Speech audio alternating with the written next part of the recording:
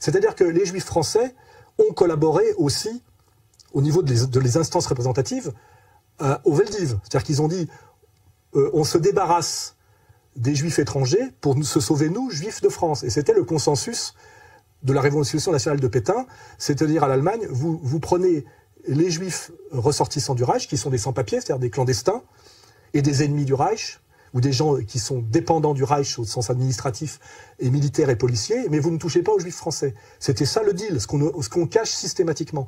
Et la rafle du Veldiv se fait avec la collaboration des institutions juives représentatives de l'époque, qui est l'UGIF, qui, je le répète, est l'ancêtre du CRIF. Hein, il faut le savoir. Hein, voilà. Et donc, si aujourd'hui on dit que la France, c'est la collaboration et c'est Pétain, il faut dire aussi que le CRIF, c'est l'UGIF. Hein. Or, je vous rappelle qu'à la Libération, les Juifs collabos de l'UGIF, qui étaient très nombreux. Quand on lit les décombres de Robatet dit qu'il quitte Vichy tellement il y a de Juifs à Vichy autour de Pétain, dont le premier, Emmanuel Berle, mari de Mireille du Petit Conservatoire, écrivait ses discours, hein, il faut le savoir. Bon.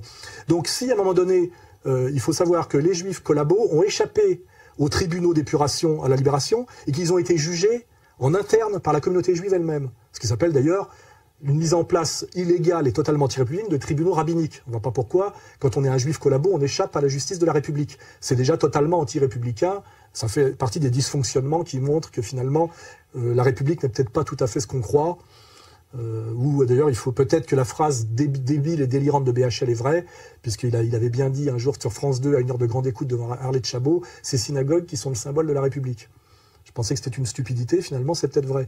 Voilà. Enfin donc, si l'idée c'est que les Juifs collabos ont échappé à la justice parce qu'ils étaient collabos à cause de la pression de Vichy et la pression allemande, exactement comme le père de monsieur Drucker, qui était un juif collabo de première, qui envoyait les petits juifs non français à la déportation, notamment à Nice, en leur regardant la quéquette, et qui a terminé médecin-chef du camp de Drancy.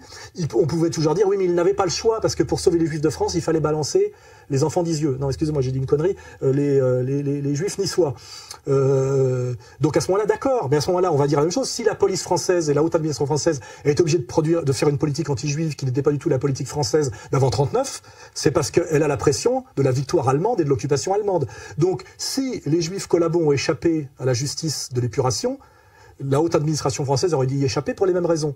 Or, on ne pardonne rien à la France qui est obligée de se comporter comme elle s'est comportée à cause de la domination allemande, mais par contre, on pardonne tout aux Juifs collabos parce qu'effectivement, il y avait la Révolution nationale de Pétain. Ce qui veut dire qu'on est toujours dans le deux poids, deux mesures, dans la malhonnêteté et effectivement dans ce qu'on appelle la double éthique. Donc on va dire on est bien au niveau de cette vision de l'histoire, au niveau de ce qui s'est passé à la Libération et au niveau du discours politique aujourd'hui, effectivement dans la double éthique juive et non pas dans l'universalisme républicain et l'analyse sainement républicaine.